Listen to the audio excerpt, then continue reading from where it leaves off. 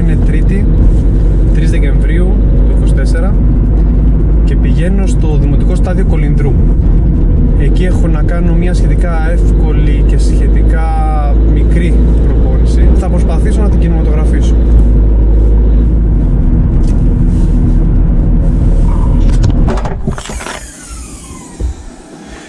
Η σημερινή προπόνηση έχει ως εξής: 20 λεπτά ζέσταμα, δρομικές ασκήσεις και ανοίγματα, 3 χιλιόμετρα στο 3.30 περίπου.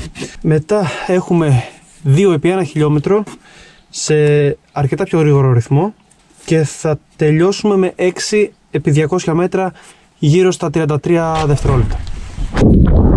Αυτό το βιντεάκι, καθώς και τα υπόλοιπα που θα βγουν, είναι το αποτέλεσμα της παντριάς, να το πω, των δύο αγαπημένων μου χόμπι, της κινηματογράφησης και του αθλητισμού.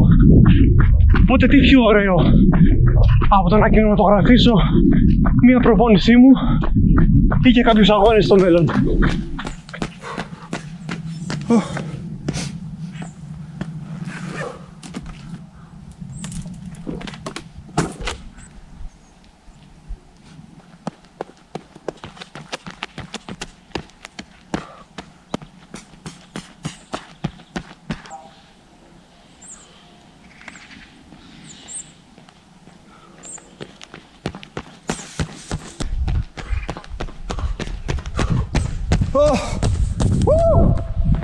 Καλό.